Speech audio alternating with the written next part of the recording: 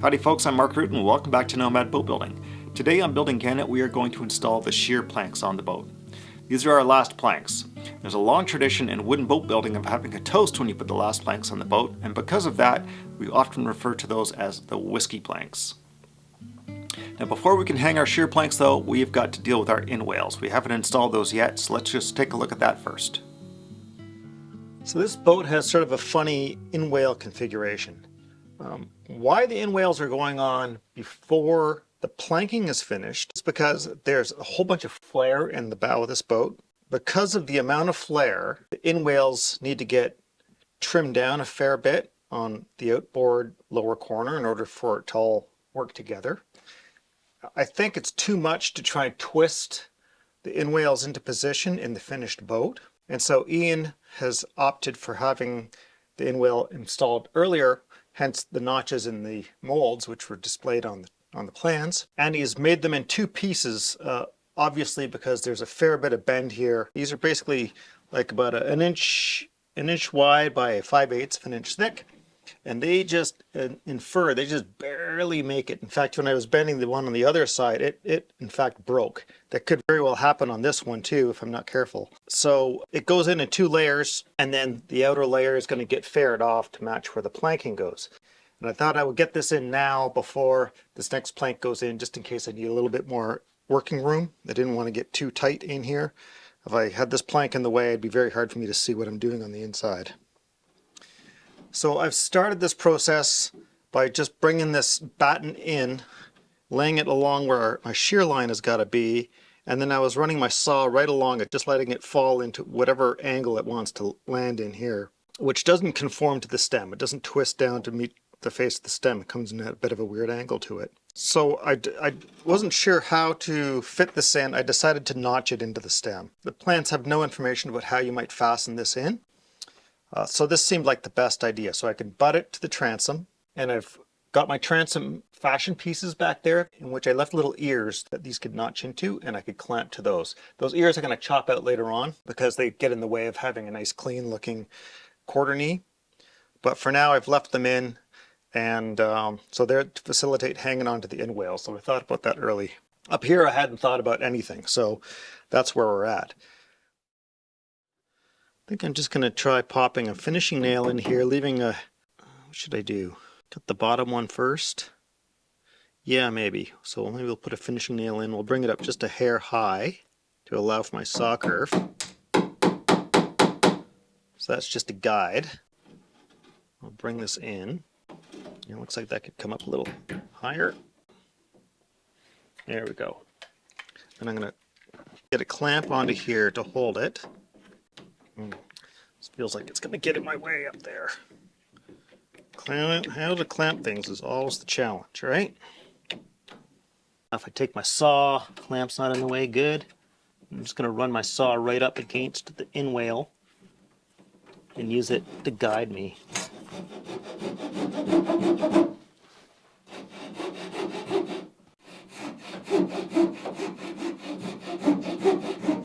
I can feel myself going a little off track. I've got a guide line on the front there that's related to the other in-whale. I can feel I'm kind of diving down a bit too much from it, so I have to start this again and recut it, do it by eye.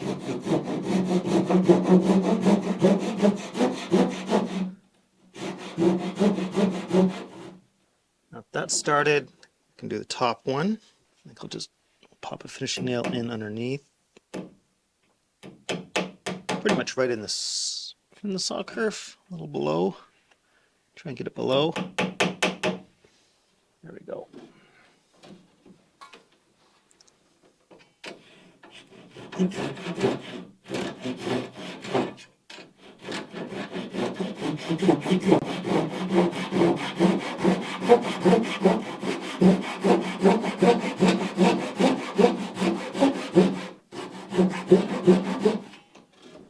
Now I know I'm coming right to the center line on the top one.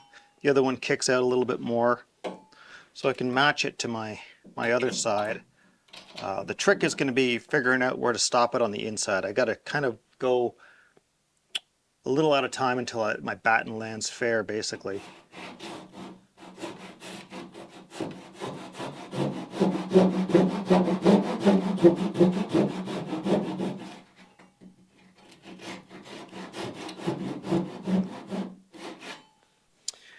probably go off the inside, use dividers to carry the line from the inside on the that I already did across.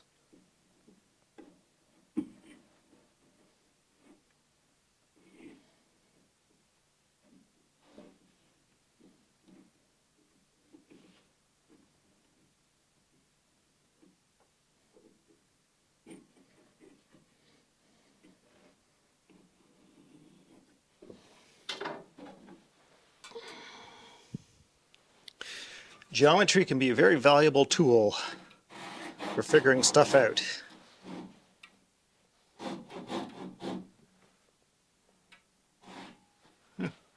Just about there.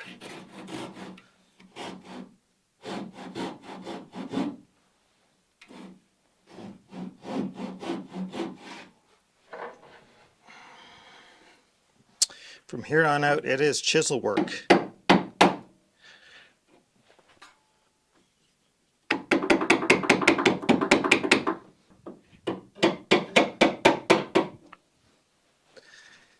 For all you guys worrying about me hitting my chisels with a claw hammer, I'm doing it for 30 years, the chisels are going strong, so I don't want to hear about it.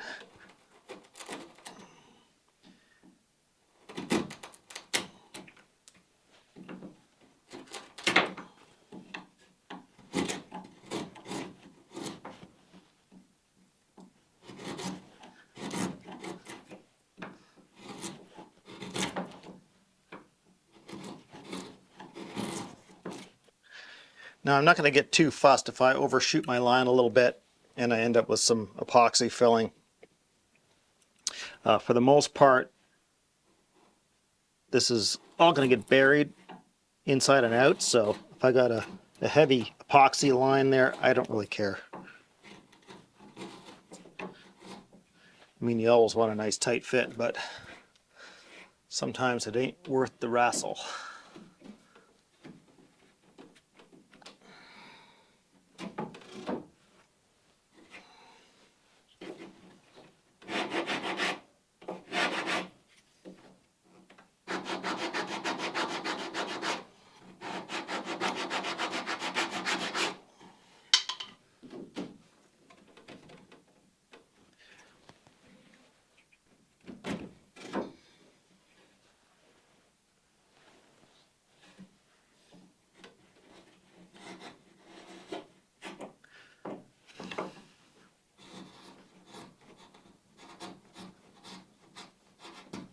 So having a little carpet right here at the stem is super handy because you spend a lot of time on your knees in this area.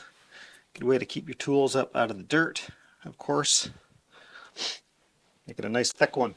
Now my entry here is pretty sloppy, and that's because I'm busy farting around with cameras instead of paying attention to the build, which is always a danger.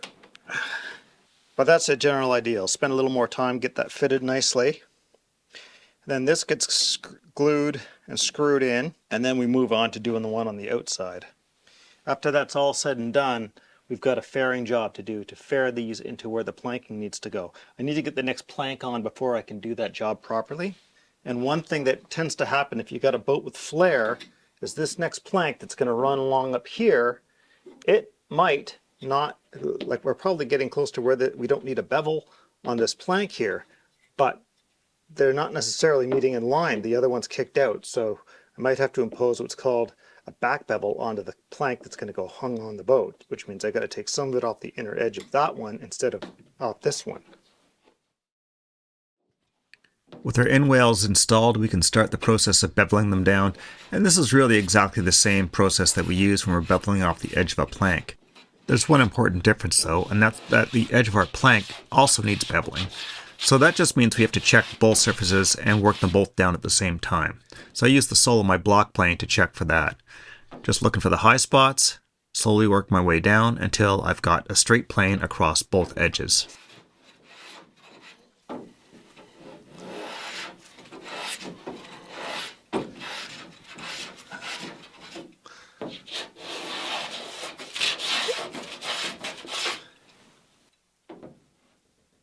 That's where I wish my block plane was an inch longer than it is. I'm sure I've mentioned it before, but the critical thing I've found when beveling things off like this is don't be greedy. You take a few swipes, you check your work. You take some swipes, you check your work. As soon as you overshoot, it becomes extra work, so you're better off to take your time.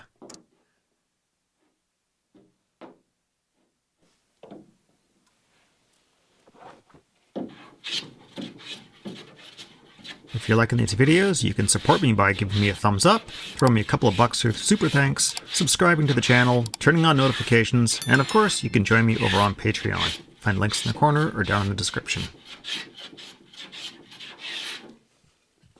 Need to be careful I don't go too far over here. Okay.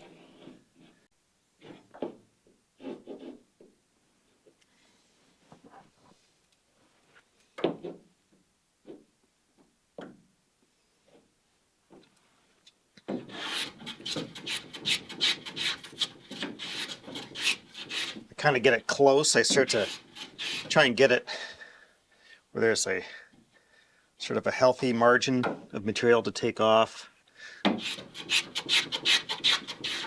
Get it in the general ballpark, and then I'll come back and just work a couple inches at a time to try and refine it down.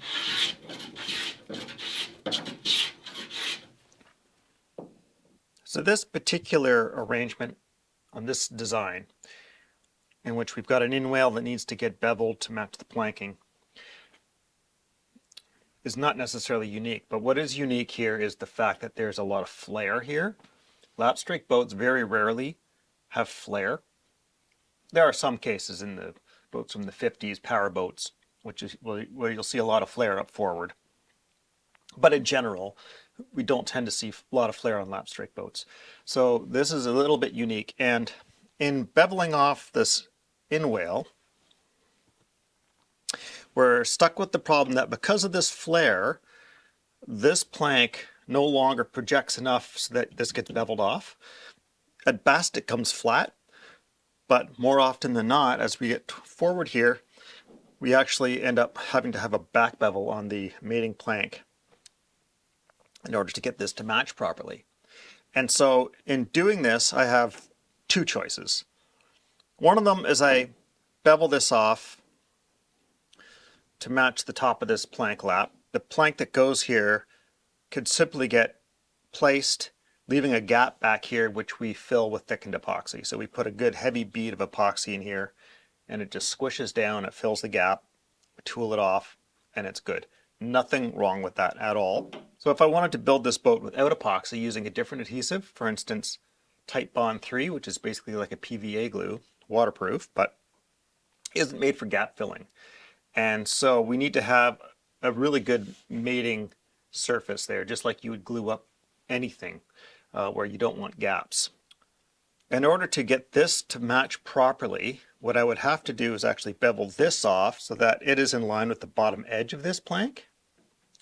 And then when the new plank goes on, I back bevel the lap so that it's touching at the bottom and touching at the top. So other adhesives you could use for this instead of epoxy would be polyurethane in a caulking tube like 3M's 5200 or Sikaflex's 291. Both of those could work. Those have got a heavy enough body that they're relatively structural in the body of the adhesive. And so you could absolutely put this together with a product like that. I know people have debated using polyurethane construction adhesives in boat building. They are waterproof, but they're quite different in terms of their flexibility compared to the flexible polyurethanes. So I'm not going to necessarily recommend them, but I know people have done it. And then there's foaming polyurethanes, which you could certainly do. I personally don't trust that the foamed portion of that adhesive is particularly structural. I think it's fine when you got a very close joint and there's not much foam in there, but if you were to like leave a big whaling gap, those air bubbles in the foaming get bigger and bigger and bigger, and I don't trust them to be particularly structural. Maybe they are.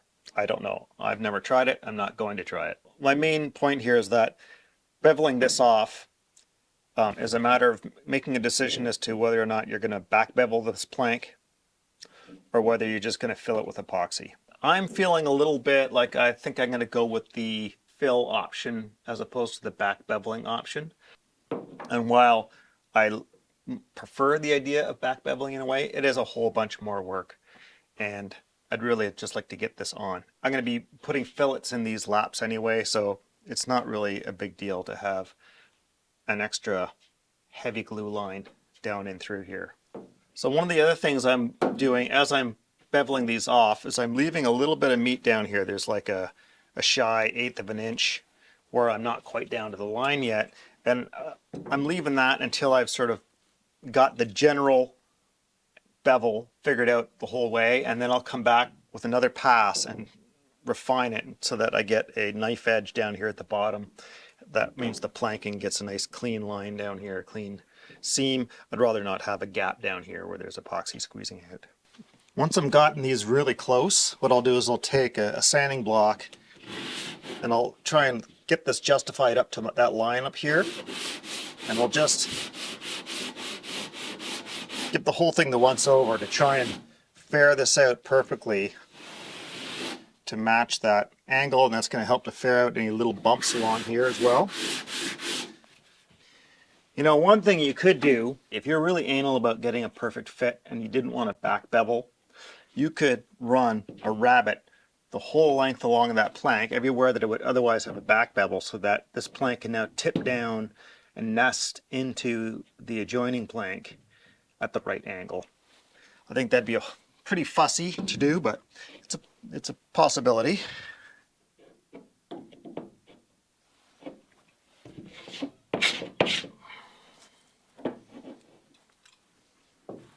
Okay, that's it. I just got to do my last little pass and try and sweeten all this up, get it just perfect. Once you get it all perfect, then we can spile for our shear plank and get that cut out, glue her onto the boat.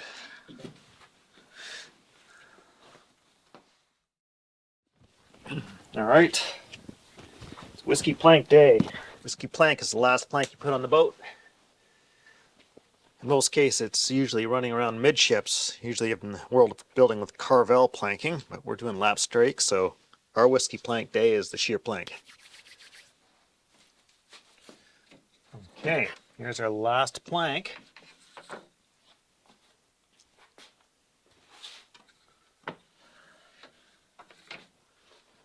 And I want to justify this towards the back end to stagger the scarves a little bit.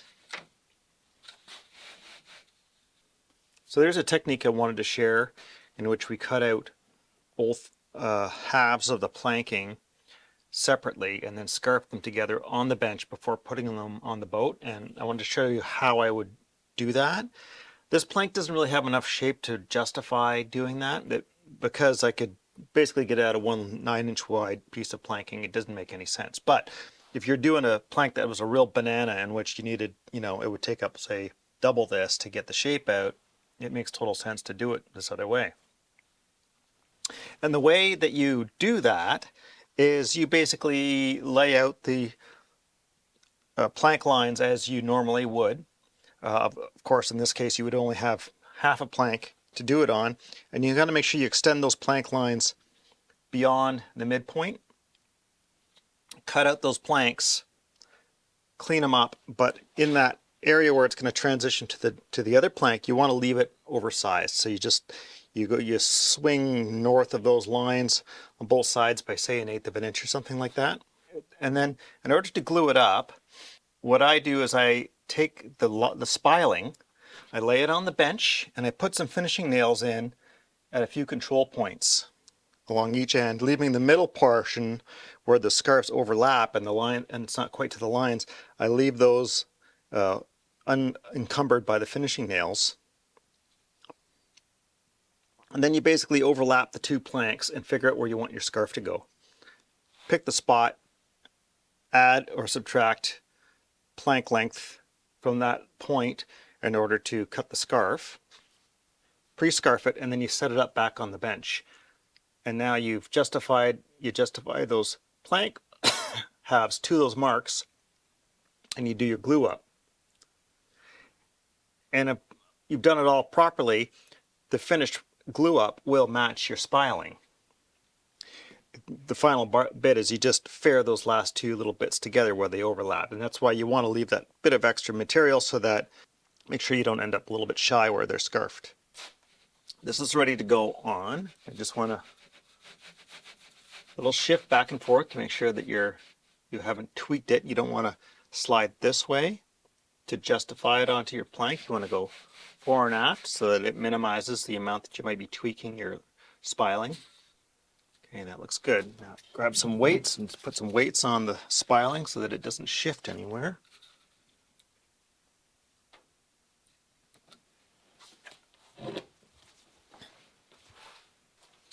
And now I just transfer my marks down. Now this is the shear plank, and that means we can leave the one edge, the edge that hangs over the shear, proud by a little bit, especially because I have the Inwales in place. I want to leave, I don't know, a 1/16 to an 1/8 of extra material hanging down, and then once the boat's flipped over I can plane that planking back to meet the Inwale, and that's going to give me my best results. I think we're good.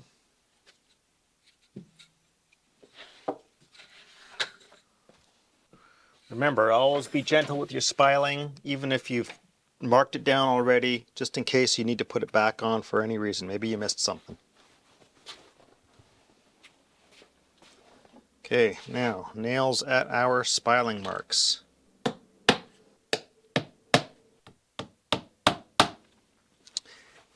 Now one thing that you'll find if you start getting into lap strike planking is that there's a trend in plank shape that you can kind of count on, and that is that the plank closest to the keel is going to be nominally the straightest. Of course, the more rocker that's in your boat, the more shape that keel plank, the garboard plank, is likely to have.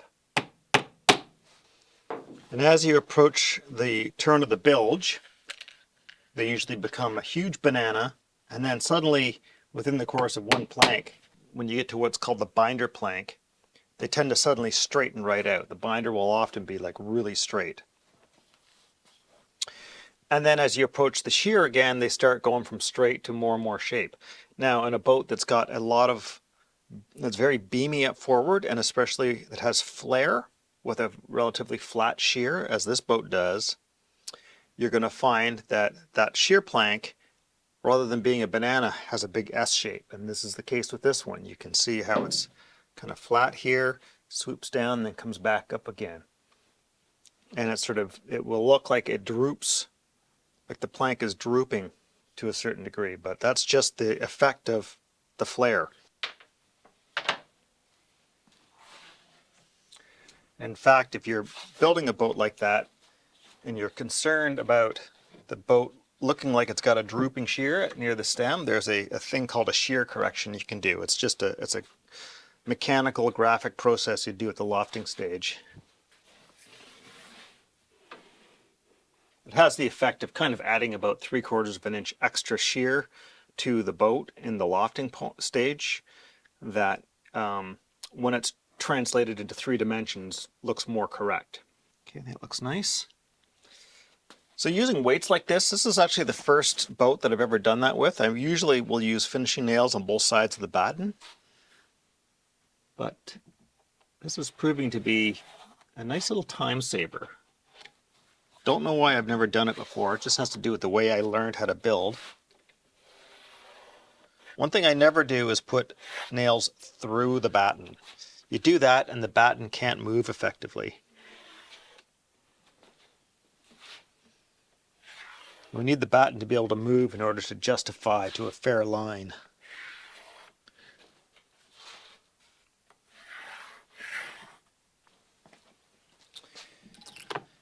Now we move nails down to the other side.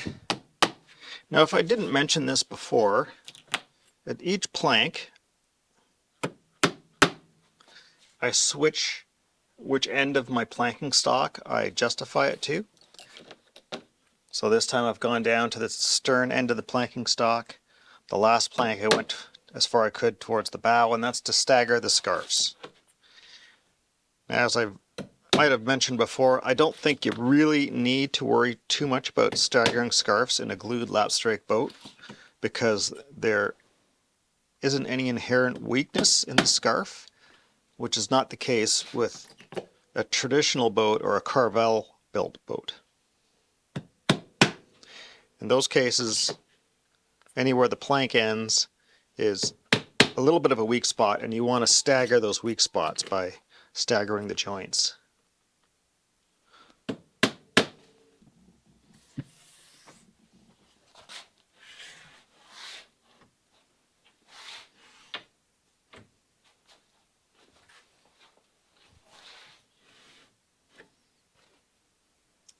So perhaps you can see just how much shape it is. This is the shear right here, this line.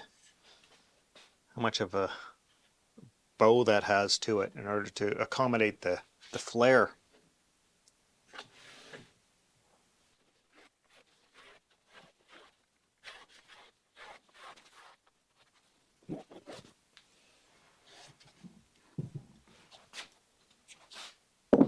Okay, put our batten away.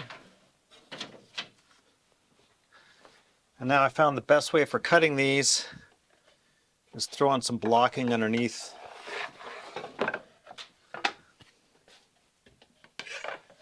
Every couple of feet, enough that it doesn't sag down and touch the bench. That way my saw can just run over the top. It's easier than trying to hang the plank off one side of the bench.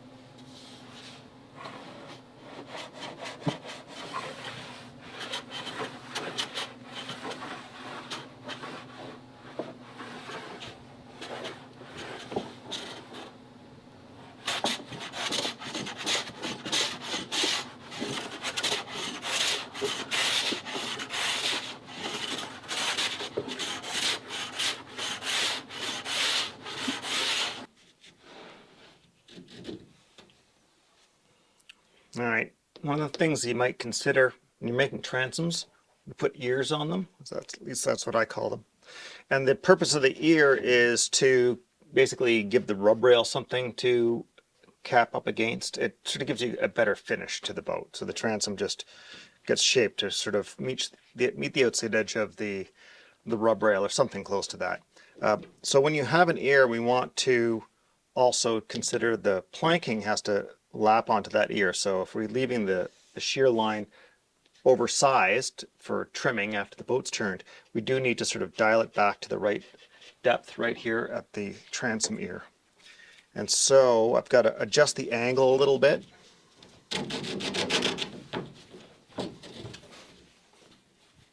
The ear itself needs to have the angle adjusted to match the sweep of the shear, which I've already done. But now I'm just going to try and pick up that angle here.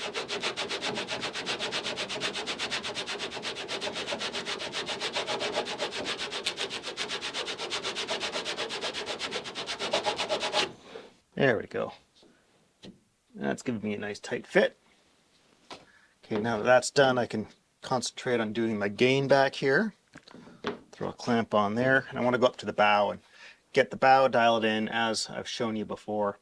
Do the bow first, and we come back and deal with this.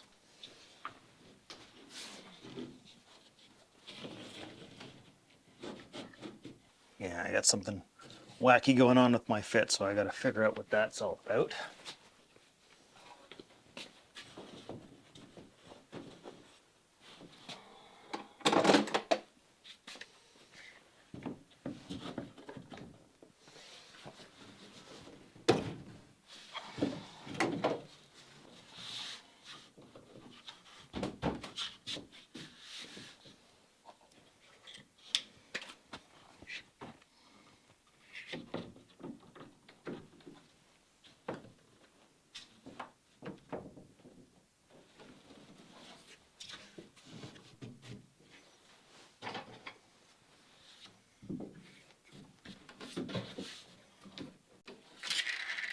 Well, this one's putting up a bit of a fight, which is less than ideal, but it'll work out okay. Just kind of means I gotta torture it to fit a little bit. Not sure what's going on. Slight differences from one side to the other, which is not surprising given the way I had to shape the inwale. I spiled off that side, so that side fits pretty good, but this side doesn't quite like that shape as much. So sometimes that's just the way it goes, but for the most part things are looking okay. Little minor fitting to do here, I think. A little kerfing.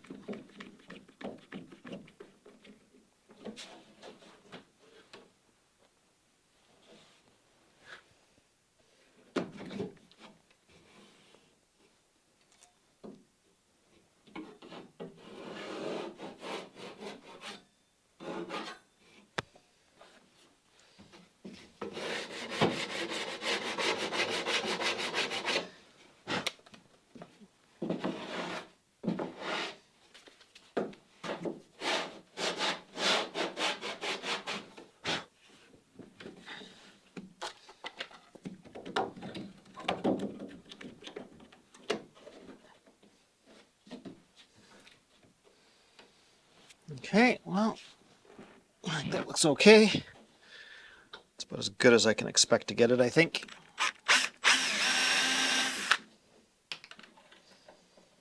So that'll be ready to go together. So just got one more gain to cut at the back end, and then we're ready to install.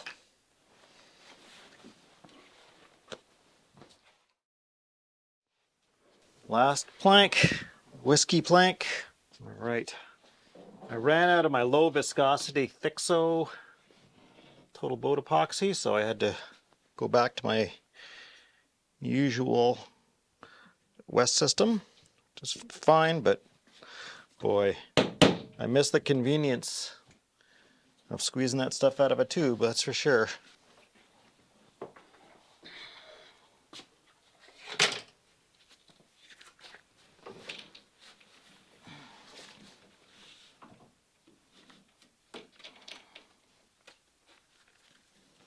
Come on, don't get stuck.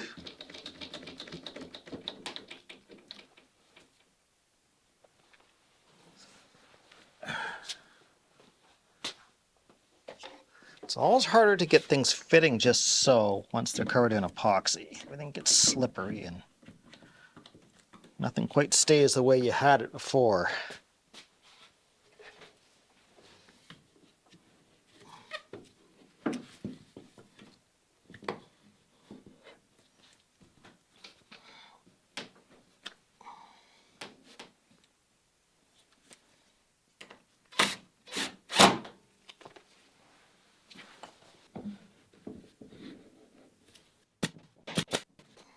I'll tell you, if there's one thing that is a real time saver, it's using these plastic brad nails here. Like, the holding power is not huge, so don't expect them to suck anything in, and they're kind of brittle, they'll kind of break off a bit easily, but if you can stabilize things, they can really tack things together quickly. So what I've been finding is I can pretty much take all my clamps off these planks right away, and they'll stay put.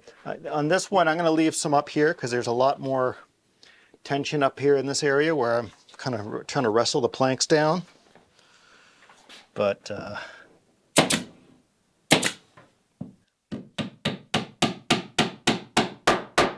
just cleaning up now, just cleaning up. So I ended up just leaving it full thickness at the edge and letting it fill with epoxy. Nothing wrong with doing that, you know, perfectly structural. I decided to just cut to the chase on this one. There we go, we got our shear plank on. Fantastic. Okay folks, now that the whiskey planks are on, it feels like we're just about ready to flip the boat, but we've got a few more jobs left to do, but we're going to worry about those in the next episode. So until then, I want you to get out of your easy chair, get into your workshop, get your hands dirty, and I'll see you next time. Ciao for now.